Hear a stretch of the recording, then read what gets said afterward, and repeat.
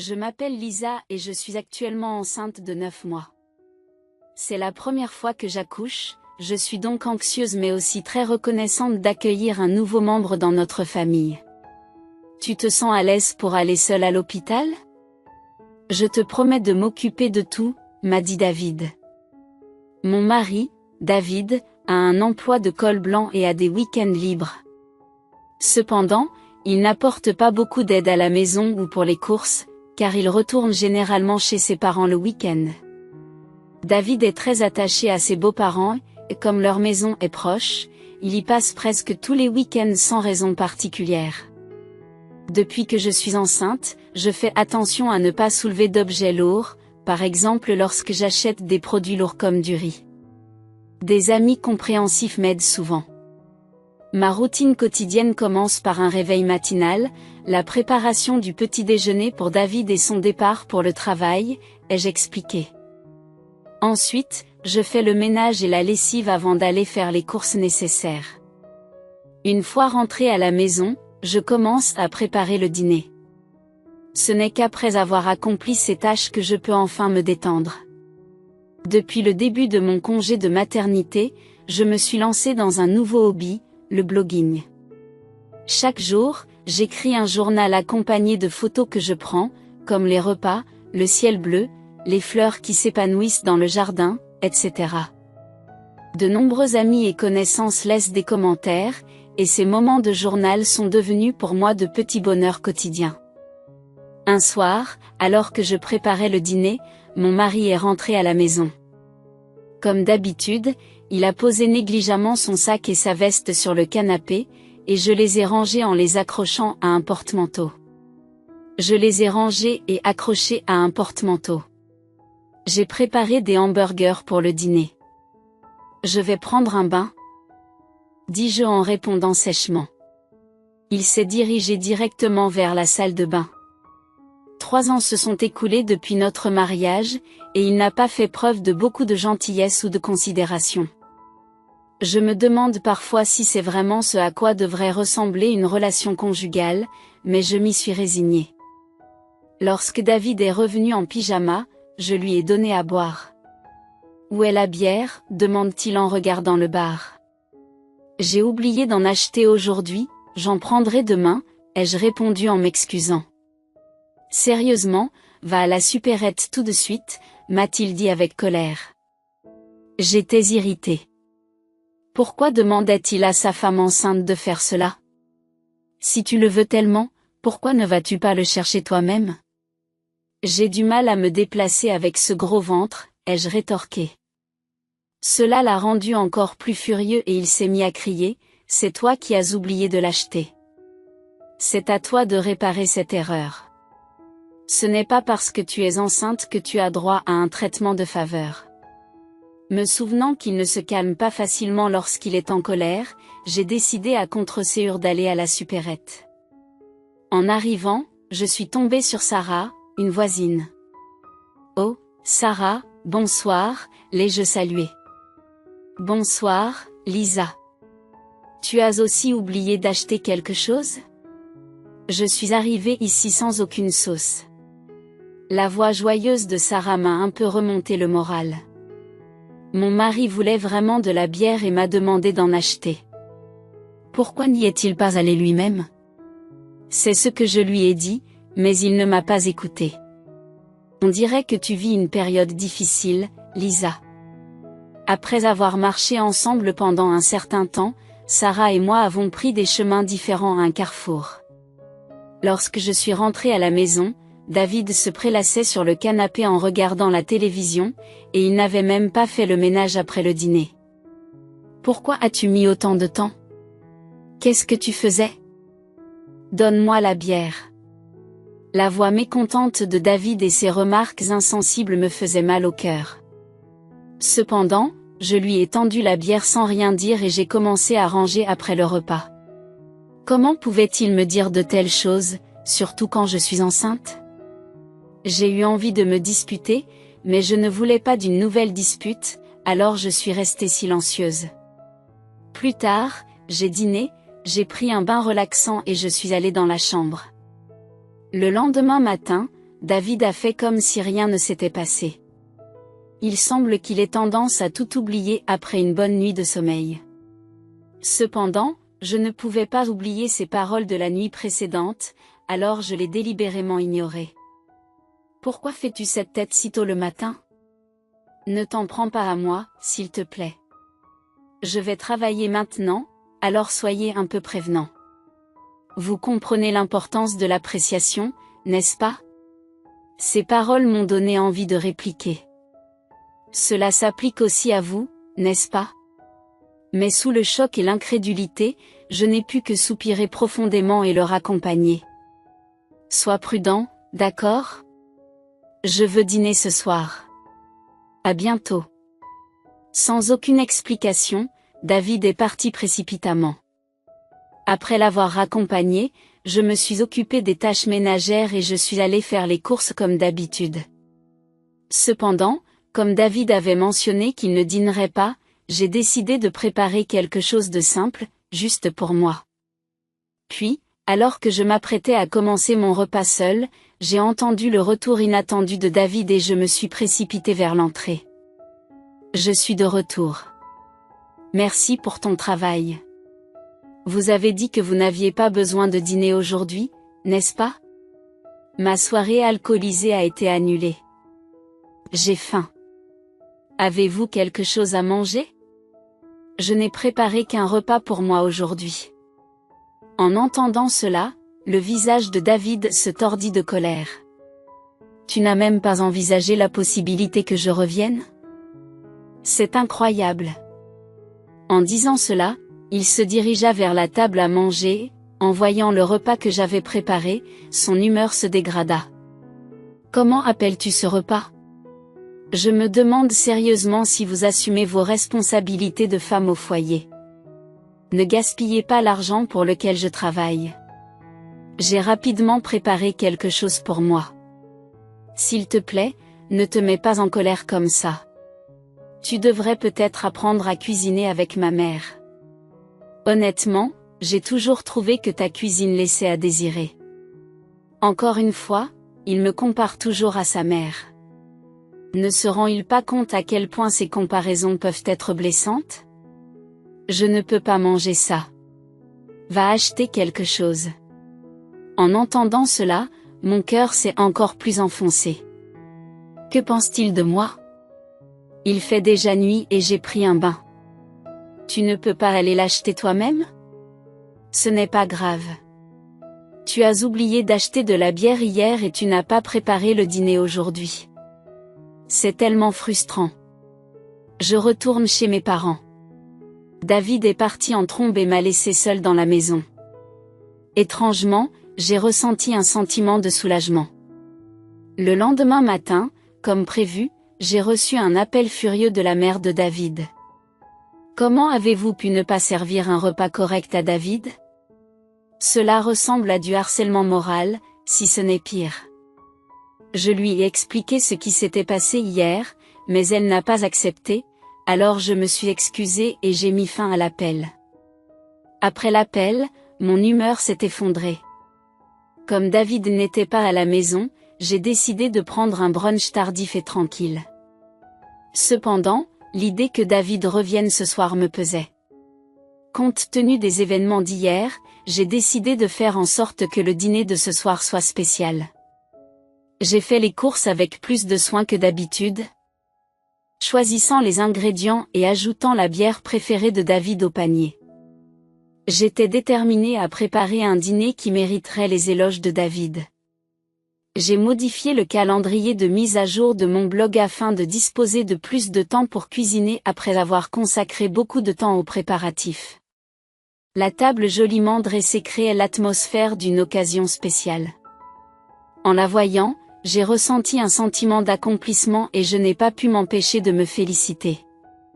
Il devrait être content. J'ai attendu patiemment dans la salle à manger que David rentre à la maison, mais le temps passait et il n'y avait aucun signe de lui. J'ai essayé de le contacter à plusieurs reprises sur mon smartphone, mais je n'ai pas eu de réponse, et je m'inquiétais de plus en plus au fur et à mesure que l'horloge tournait. 1 heure s'est écoulée, puis 2, Et j'ai commencé à m'inquiéter. Est-il allé chez ses parents? En y pensant, j'ai appelé les parents de David pour vérifier, mais ils m'ont dit qu'ils n'y étaient pas allés non plus. J'ai essayé d'appeler David plusieurs fois, mais je n'ai toujours pas eu de réponse. À l'approche de minuit, alors que j'envisageais de contacter la police, David est rentré chez lui en titubant. Il semblait manifestement ivre. Je suis rentrée, salut. Je me suis précipitée vers l'entrée, inquiète, et j'ai découvert David allongé sur le sol du couloir. Qu'est-ce qui s'est passé? Tu vas bien? Ai-je demandé, inquiète. Il a répondu avec colère, trop fort, va-t'en, puis s'est dirigé en titubant vers la salle à manger. Lorsque j'ai essayé de l'aider, il a repoussé ma main avec force en disant, ne me touche pas. Ne t'approche pas de moi avec ce visage hideux. Je n'arrive pas à croire que tu es ma femme. Dans son état d'ébriété, il a craché ces mots et s'est allongé sur place. Ses paroles étaient extrêmement blessantes. Pourquoi ne peut-il pas prendre en compte les sentiments des autres? Ces remarques m'ont profondément blessée et j'ai eu l'impression qu'il ne me considérait peut-être plus comme sa famille. Les larmes me montaient aux yeux. J'avais fait tant d'efforts pour cuisiner, et j'avais l'impression que tout cela n'avait servi à rien. Sur cette pensée, j'ai mangé mon dîner seul, enveloppé de solitude.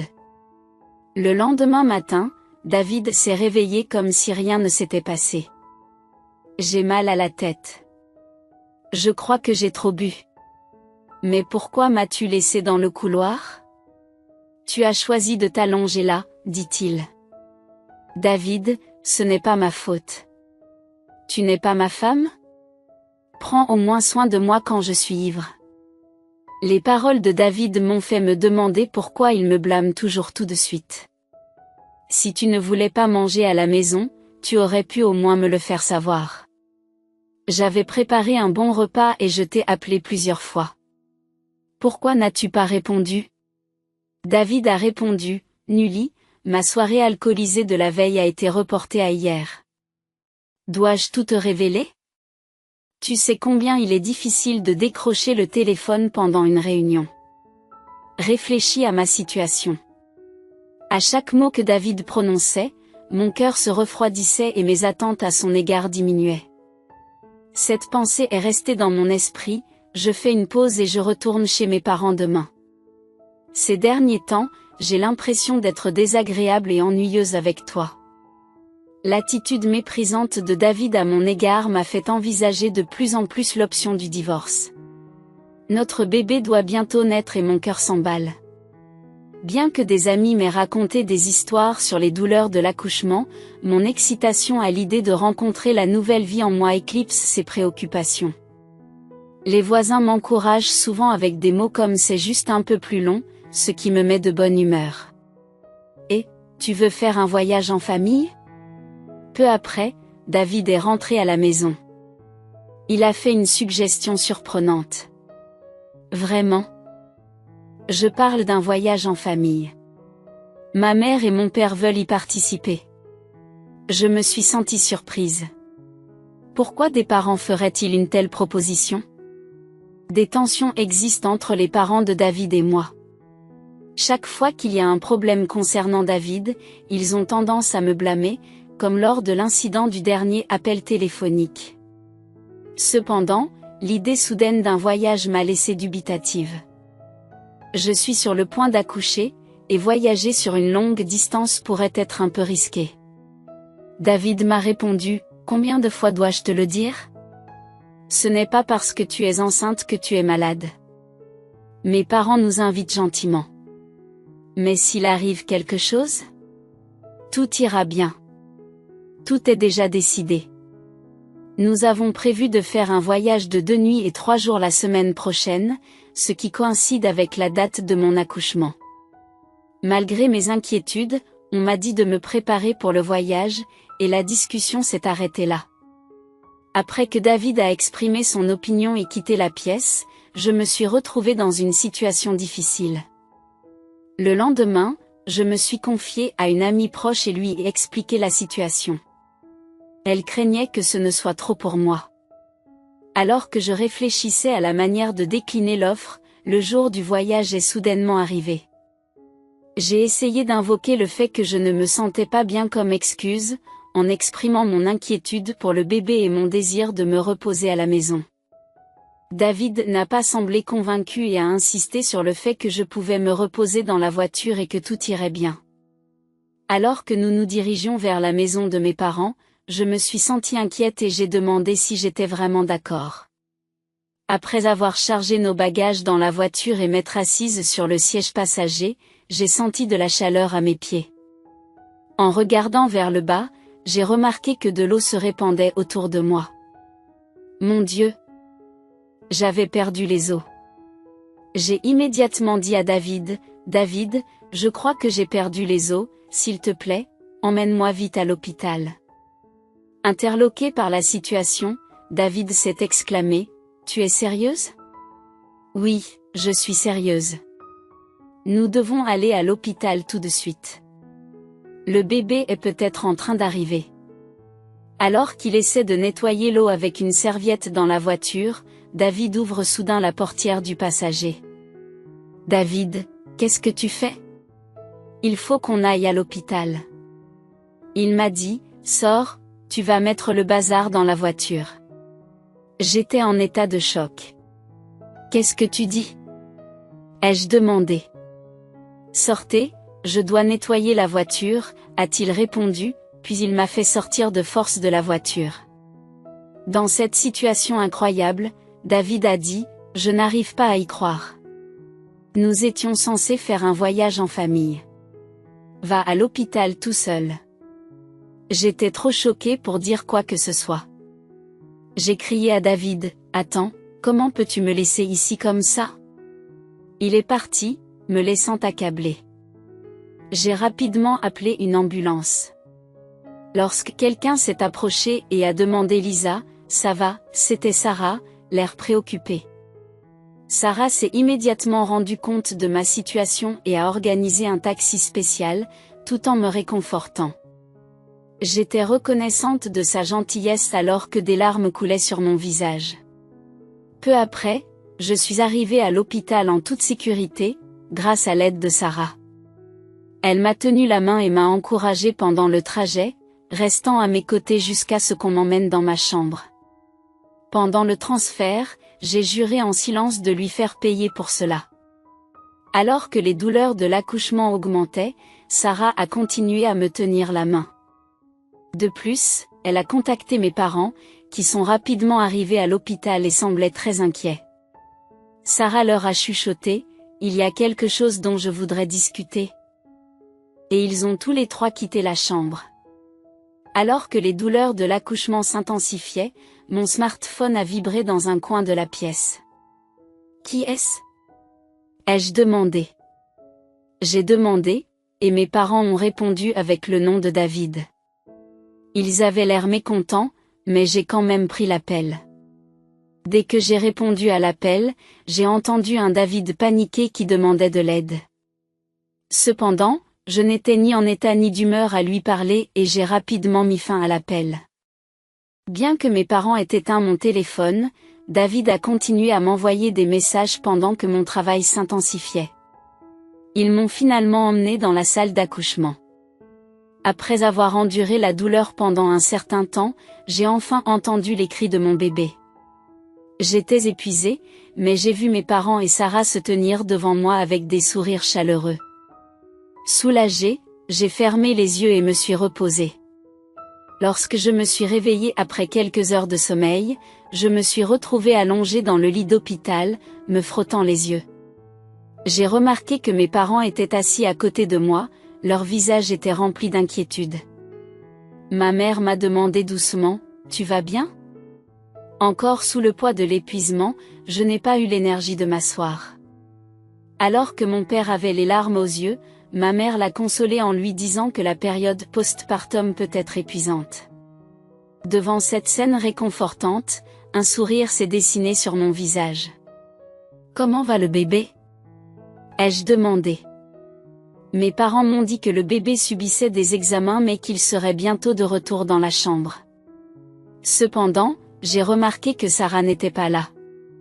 Sans que je dise quoi que ce soit, ma mère a dit, « Sarah est partie il y a un petit moment. » Je n'ai pas pu m'empêcher de penser à ce qui aurait pu se passer si Sarah n'avait pas été là, et je me suis sentie reconnaissante.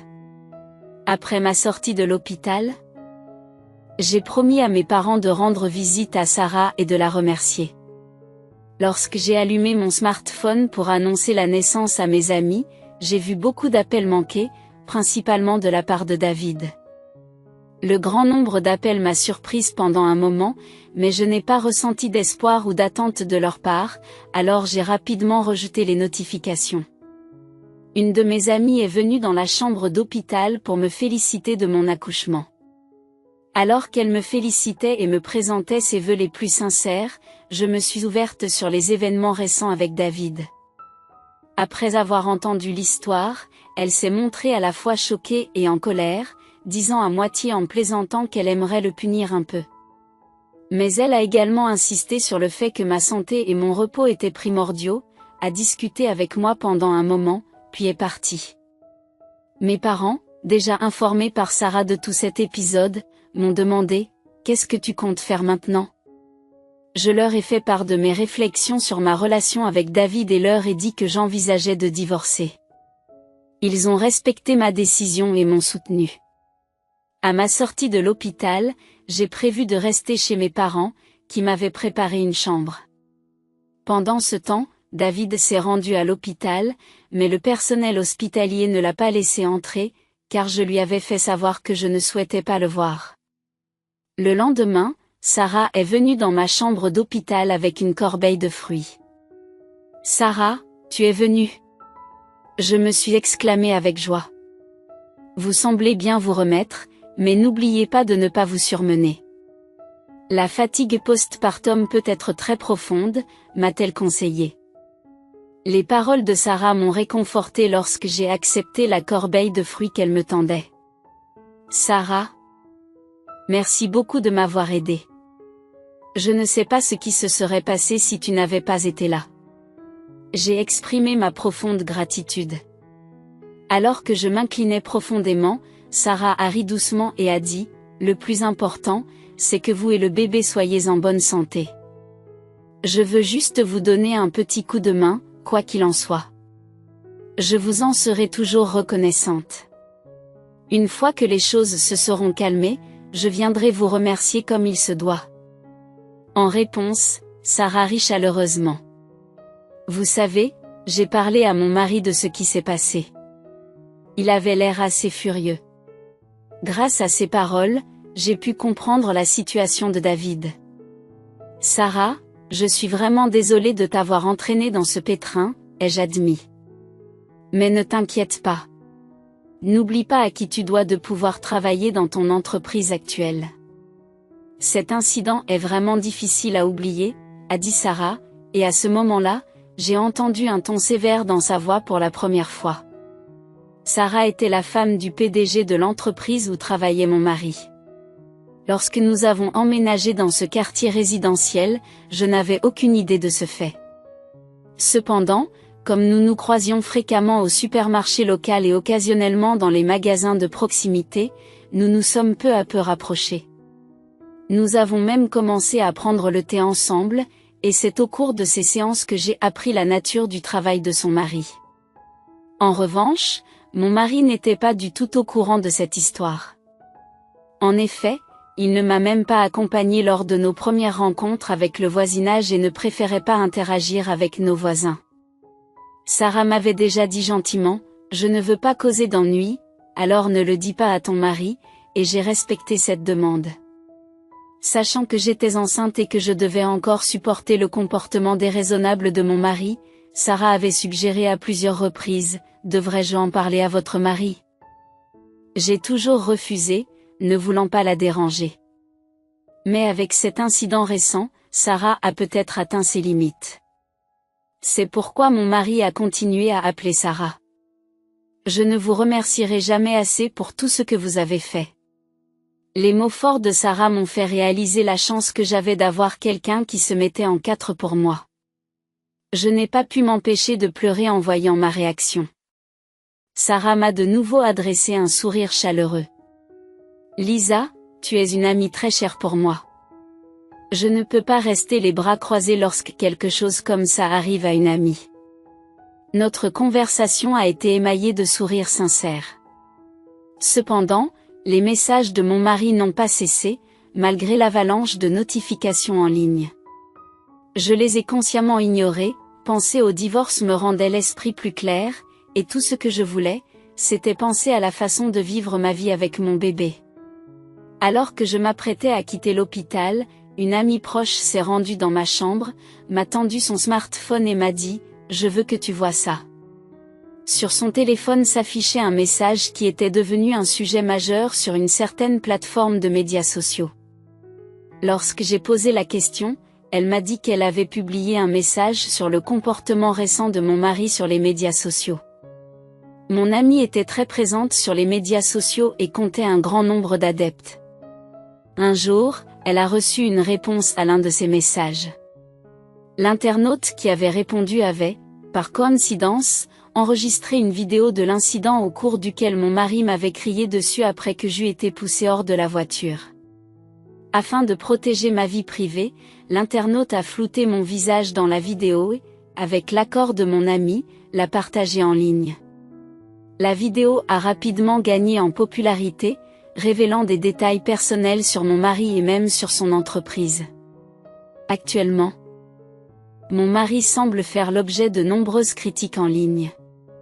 Je n'avais aucune idée que la situation avait pris une telle ampleur.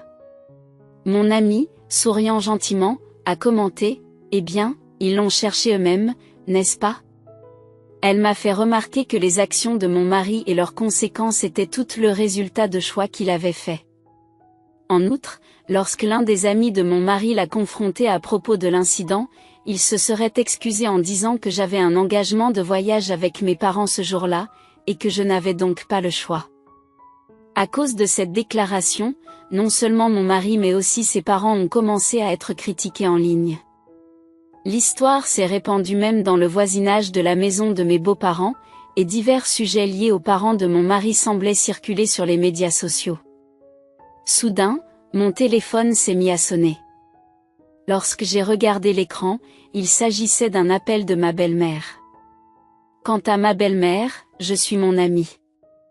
L'écran de mon téléphone m'a suggéré avec intérêt, pourquoi ne pas décrocher et lui dire ce que vous pensez ?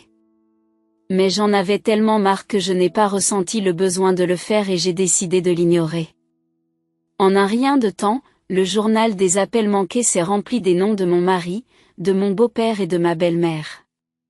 Depuis que l'incident a attiré l'attention sur les médias sociaux, même le personnel de l'hôpital a semblé être au courant de ma situation et a commencé à m'apporter un soutien sincère. Bien que mon mari et mes beaux-parents aient tenté de me rendre visite ou de me contacter à plusieurs reprises, le personnel de l'hôpital a empêché tout contact. À l'approche de la date de ma sortie, je craignais que mon mari et mes beaux-parents n'attendent à l'extérieur de l'hôpital. Mes parents m'ont rassuré en me disant que je n'avais aucune raison de m'inquiéter, mais l'idée que mon bébé soit en danger m'a angoissée. Cependant, cette inquiétude s'est rapidement dissipée le jour de ma sortie de l'hôpital. Alors que mes parents m'aidaient à ranger mes affaires, j'ai entendu la voix de mon mari crier mon nom, suivie par les voix fortes de mes beaux-parents. Soudain, des hommes en costume noir m'ont entouré, formant une barrière de protection. Alors que j'essayais de comprendre ce qui se passait, l'un des hommes s'est approché doucement de moi, a ouvert la portière de la voiture et m'a dit « Ne vous inquiétez pas, nous sommes ici à la demande de monsieur pour vous protéger. » Il semble que mes parents étaient déjà au courant, car ma mère m'a dit en souriant « Je ne vous l'avais pas dit ?» Il n'y a pas de quoi s'inquiéter. Croyant ces paroles, je me suis sentie soulagée et je suis montée en douceur dans la voiture. Pendant ce temps, mon mari et mes beaux-parents, accablés par la présence des gardes du corps, n'ont pas pu s'approcher davantage. Je ne trouve pas les mots pour exprimer à quel point je suis reconnaissante du soutien de Sarah. La seule chose qui m'occupait l'esprit était de savoir comment rendre l'appareil à Sarah. Mes parents étaient du même avis et disaient à l'unisson, nous devons trouver un moyen de montrer notre gratitude à Sarah. Bien que ma nouvelle vie ait commencé en douceur et que les journées aient été agréables, les contacts avec mon mari et mes beaux-parents n'ont jamais cessé. Je leur ai envoyé les papiers du divorce, mais il n'y avait pas le moindre signe d'acceptation. Un jour, ma belle famille a appelé chez nous, semble-t-il. Mon père a répondu et ils se sont adressés à lui en disant « Elle est devenue un membre de notre famille, alors peu importe comment elle est traitée, elle ne devrait pas se plaindre. » Lorsque mon père a répondu avec colère à leur déclaration, ils ont semblé surpris et ont rapidement raccroché.